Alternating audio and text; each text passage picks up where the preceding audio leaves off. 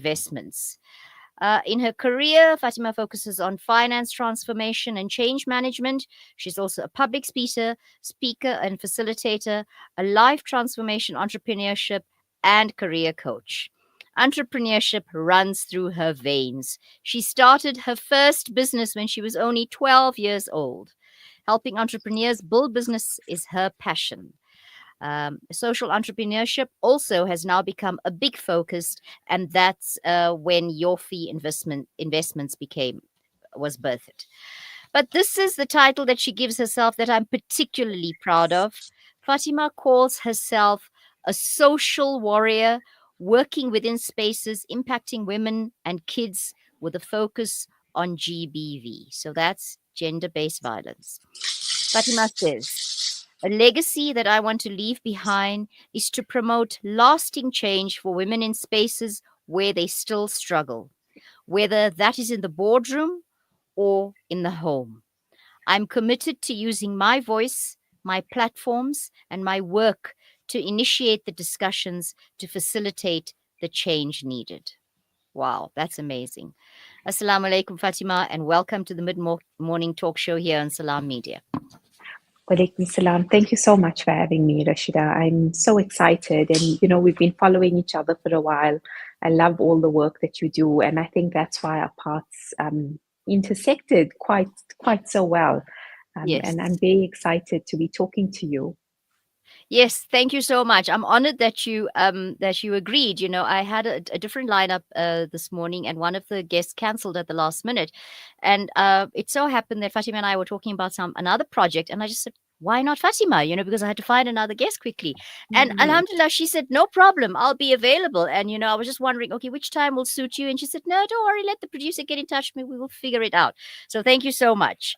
When I was reading your bio now, Fatima, it was hard for me initially to narrow down the focus and the questions because you're doing so much and it really is very impressive, alhamdulillah. And I'm thrilled because we share so many common interests. So I'm hoping this will be a free-flowing discussion. I mean, I've got a few questions down, but I'm sure that the conversation's going to go. We'll let it lead us. We've decided for today we're going to focus on your work in gender-based violence because that's also an area that's very, very close to my heart. Before that, though, I'd like to start by reading two of my poems that discuss this topic that is so close to both our hearts. The first one is called Fear Not. Fear not the snarl of the lip that foretells the rage that rises without warning, without reason.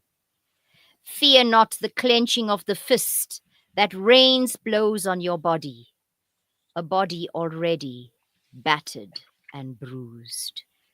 Fear not the boot that endlessly kicks at your cowering, fragile frame, a frame that has withstood and will withstand. Fear not the curses that reduce you to a shell of emptiness, of nothingness, words that stamp out your identity, your humanity. Fear your need to hide the scars and cover the bruises. Fear your remarkable ability to pretend all is well. Fear your eagerness to forgive and forget. Fear your strength to stem the tears. Fear your hope that tomorrow will be different, tomorrow will be better. Fear your reluctance to seek help. Fear your patience, your tolerance, your acceptance. Fear your forbearance. It empowers the coward, the weak, the not man. Celebrate your strength. Overcome your fear. Rejoice in your community. You are an individual, but you are not alone. You are not alone. So that I find, that is one of my most poignant poems. I find that it's very, very evocative. And I know even after I wrote that, I was wondering if people would look at me and say that I'm actually blaming the woman. So I wrote another poem. I wrote them together actually, and I think they work Mhm. well together. So this one is called "Hear Me, My Son." Hear me, my son. Yours is not a hand unless it holds to guide, not strike. Yours is not an eye unless it looks with kindness, not anger. Yours is not a leg unless it walks with purity of intention, not to kick. Yours is not a tongue unless it speaks of love, not abuse. Yours is not a lip unless it smiles with tenderness, not disgust. Yours is not a finger unless it points within, not accusingly. Yours is not a heart unless it beats to uplift and nurture, not to instill terror. Hear me, my son. You are not a man unless you live your humanity. Thank you for that. So, like I said, these poems were written together, and they really talk about the challenges that we face in this country of GBV. So I don't want to preempt too much. I want to get right down to the question. So, Fatima, Mhm. your activism in gender-based violence is commendable. You've done a lot. From what I followed you, I think it's amazing. And there's so many people doing so much. But it seems, in spite of having one of the best constitutions protecting human rights and a whole month dedicated to the cause every year, we're still failing on so many levels in our country. Why do Mm. you think that is? I think we've got the political framework, we've got the legal framework, as you're mentioning. From a theory perspective, if you have a look, South Africa has some of the best laws and policies for gender based violence. The problem comes in as much as the laws, the regulations, and the frameworks are there, it really is, and it boils down to society, our relationships, our communities, our culture. That's been so deeply ingrained in us. And if you have a look across all spectrums, violence, anger, it's subdued. And where does it come out? On the most vulnerable, which end up being women and children. And GBB, what I've realized working in the space, and the more I talk about it, isn't limited to a specific race, a specific, it's only the poverty or in townships. You see this across the spectrum. And my assessment and what I've seen, even in the NPO that I work in, it really boils down to the fabric of what our communities are made up of. And if we don't start there, and if we don't get those right, it's not going to stop. Doesn't matter what legal frameworks we have. Very true. So, I mean, we have to take it almost down to grassroots. Yes. And one of my questions further down is going to address that. Before that, though, I just want to ask you, as activists, we use the term women empowerment all the time, right? Mhm. We know how important it is to give women the space and the opportunity to access their innate power to be able to stand up for themselves and their rights. But Mhm. what does that actually mean in practical terms? And how can we ensure that we really are empowering women, the women we work with, and help them in the long term? Yep. And I love this question, and I love that you've asked it, because woman empowerment is a term that's used so often and Mhm. it's become second nature. Ask anyone, and of course they support woman empowerment. I don't think I've met anyone in the last decade who says they don't. But now, Rashida, why are you and I still working in the space and talking about it? Because saying that you support, paying lip service to actually working on what that means is very different. Sometimes in my own circles, the ones who perpetuate to say that they support women the most are the ones who actually are the most difficult for you to get through. They say they support empowered women, they say they create the spaces for empowered women, and yet not. It's the complete opposite. So we're paying lip service because it's the right thing to do. It's what we've seen. It's what, as a community and as a society, we've been conditioned to say we do. But are we changing internally? No. I'm just saying woman empowerment, but the actions, the spaces that come after that completely contradict what we mean. So what I found and what I feel in order to live the essence of women empowerment and helping women is for us to reclaim our voices, because you sit and you sometimes doubt, I'm in the space and I'm supposed to be empowered. Everyone is saying that. Yeah. Why don't I feel empowered? And that's what I went through, and why I've said I've become a social warrior in the space. Because you start thinking, I'm the problem. Am I missing something? Why do I feel so disempowered? And yet I'm put forward as an empowered woman. That's very true. I really like what you said there, because I've seen it. I've seen it as well in the circles that we work with. That not only men but even women, it's hard for them to step into their power. Yeah, So yeah, let's all become social warriors, and let's all try and make it safe for women yes, to feel that they can access their power and they can live their power. Yeah. And on that absolutely. note, we're going to take a Absolutely. short ad break. We'll be back with Fatima in a second. Thank you.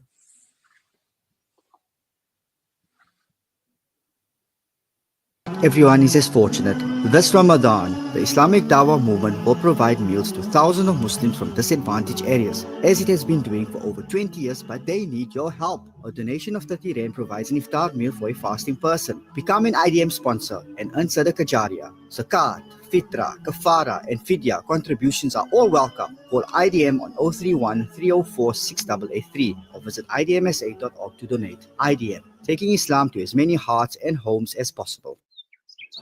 When the perfect blend of stylish decor, exquisite halal cuisine, and warm hospitality come together, it could only mean Al Bayt Lodge, your true home away from home. Al Bayt is the ideal heaven for families, business people, and tourists, with its 4-star family rooms and other luxurious facilities. Conveniently situated close to Port Elizabeth Airport, the beach, and other amenities, your stay will be truly unforgettable, as you'll be taking home lasting memories of the warm hospitality, the serenity and tranquility that Al Bayt has to offer. For reservations, call 041 583 6415 or visit www.albaytlodge.co.za. Imagine a world where every child feels loved, secure, and cared for. At Beit Halima Saadia Orphanage, we are not just providing a roof over their heads, we're giving orphan children a chance for a brighter future. For just 1,500 rands a month or 18,000 rands a year, you can sponsor an orphan and transform their life. Your contribution covers essentials like food, clothing, tuition, therapy, and more, ensuring they grow in a nurturing, supportive environment. Any donation is accepted, as well as daily scheduled donations. EFT directly into our account. Beit Halima Saadia Orphanage, First National Bank, account number 6313-1080-078, branch code 250737, section 18A registered. Take this step today. Contact Sister Nazarene at 083-653-5669 or email info@bhscycc.co.za. Yasin Badat Financial Advisory. Are your financial goals feeling out of reach? Yasin Badat Financial Advisory is here to turn your aspirations into achievements. Our dedicated team, armed with a history of success, is ready to guide you through the complex nature of financial and investment planning. Whether you're a seasoned investor or new to the game, our personalized solutions cater to your unique goals and risk appetite. Trust in our commitment to transparency, integrity, and excellence. Ready to unlock a world of financial freedom? Partner with us today. Call Yasin Badat Financial Advisory at +2733 346 2071 or visit www.yasinbadat.com. Yasin Badat Financial Advisory, guiding you to financial success. Hey, Gulam. Yeah? Did I return your lawnmower last month? No, bye, you didn't. Oh, no. Now what'll I do? I wanted to borrow it again, man. With Randry Jewelers, you won't have to borrow or lend because the prices are so well trimmed on all gold and diamond jewelry. Alternatively, we could remake your old jewelry into a brilliant new design. Visit Randry Jewelers at 151 Stevens Lamini Road, Musgrave, Durban. Randry Jewelers, the family name you can trust.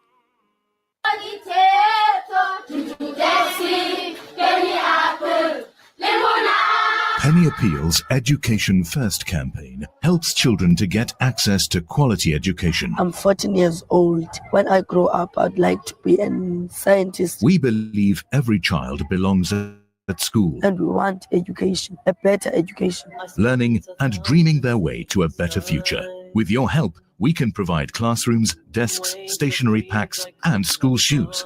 Help make these dreams a reality. Visit www.pennyappeal.org.za or call 031 1100 573. Penny Appeal.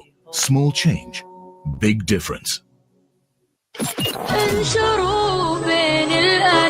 Salam Media, your spiritual companion this Ramadan. Thanks. And we're back chatting to Fatima. And just before our ad break, Fatima, we were discussing women empowerment. So it's important that we raise our girls to be strong. So as women, they can live their power and secure their identity. But if we focus only on girls and women, we're talking to just half the population. And as mothers to boys, both of us have boys, Fatima and myself have boys, we have to ensure we're raising our boys to be respectful of everyone, especially women.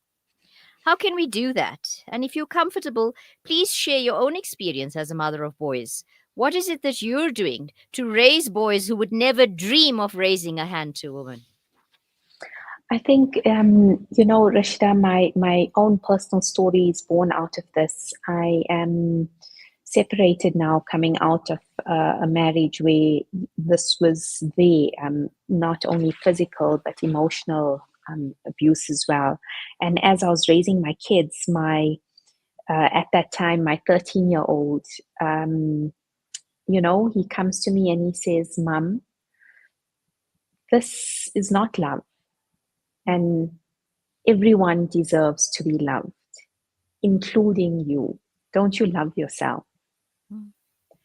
And Rashida, that was the most powerful statement that forced me to relook my own. How am I going to create and help other women when I am in this myself?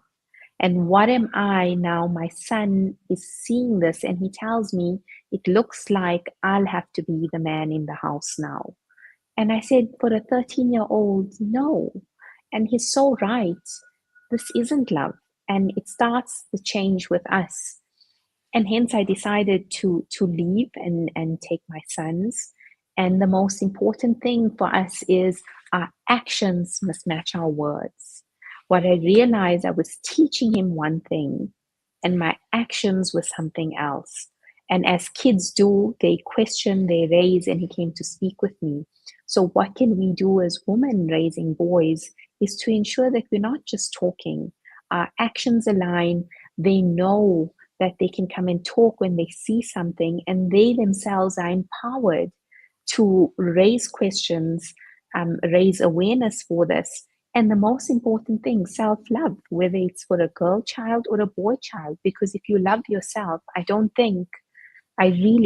believe you're not going to inflict such on someone else. And that self-love element is so missing because somewhere along the line as a society, we've forgotten what that is.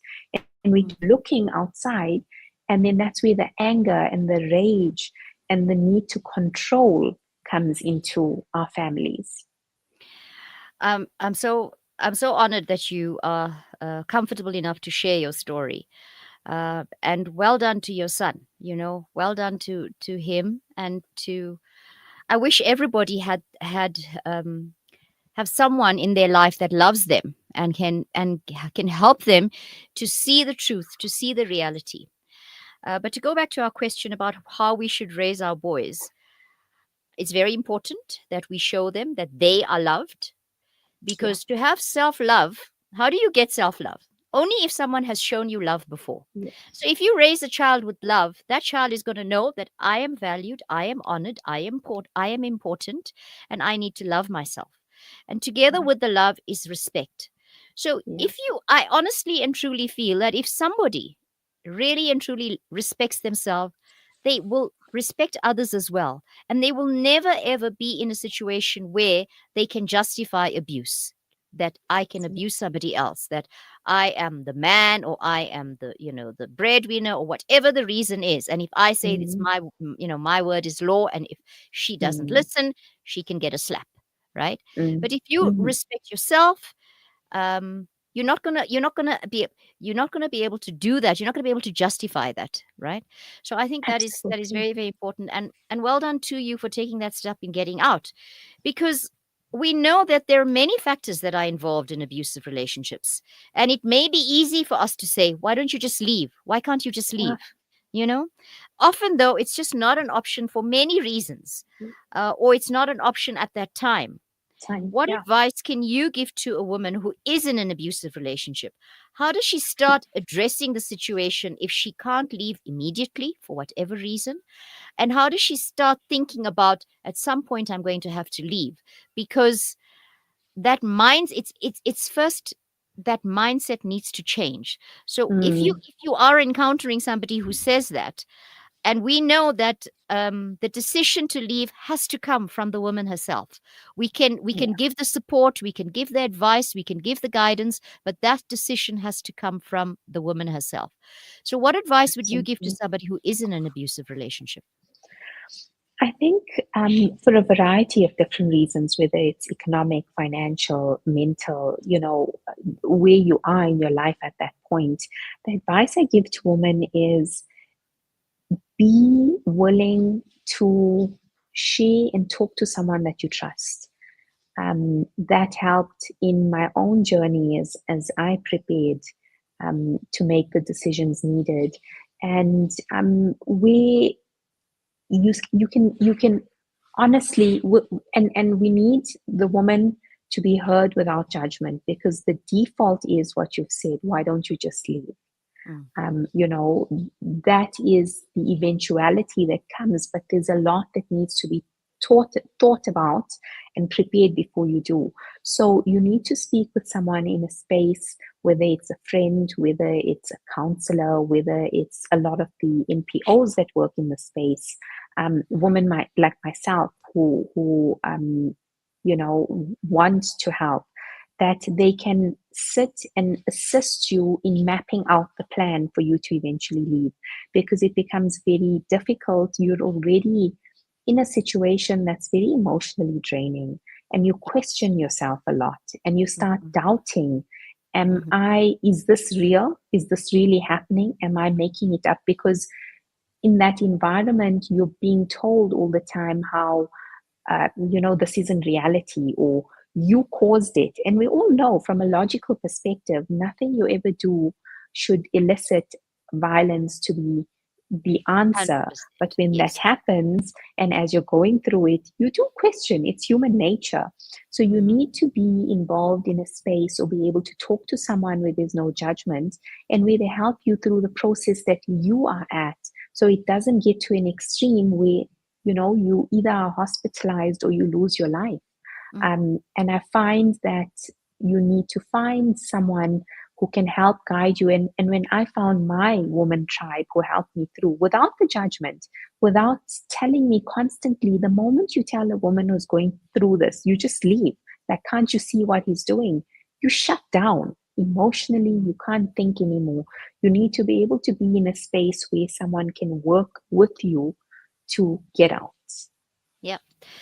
Well, I must say that well done to you for getting out, and then for doing even more by helping others. And you're right. And there are lots of organizations and people around. So reach out, ladies. You're not alone. Like I said in my poem, No. you're not alone. There's so many of us out there, and we want to help. We're being asked to wrap up now, but I just want to one quick comment from you, please. I'm so impressed, and I admire the fact that what you've been through and so much that you're doing, you don't come across as resentful. How did you manage that? quickly tell me, how did you manage that to be a whole person again and not carry any resentment? Because anger burns. It Yeah. burns me and it burns everyone around you. And your poem even talks about it, kindness, not anger.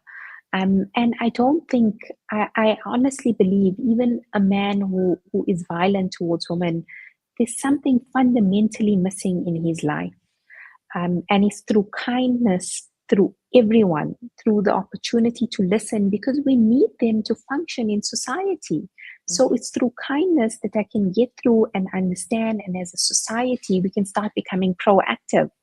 And for me, it's always been, I love life and I'm not going to allow anger to consume it, because anger just burns everything down, whereas kindness and love helps everyone to flourish. Well done to you. I wish you the best in all your future endeavors. I'll be following you and I'll be supporting you all the way. Thank you so much Thank for you your so time much. today, and all the best for your sister as well. Assalamu alaikum wa Thank you. rahmatullahi wa barakatuh. Walaikum salam.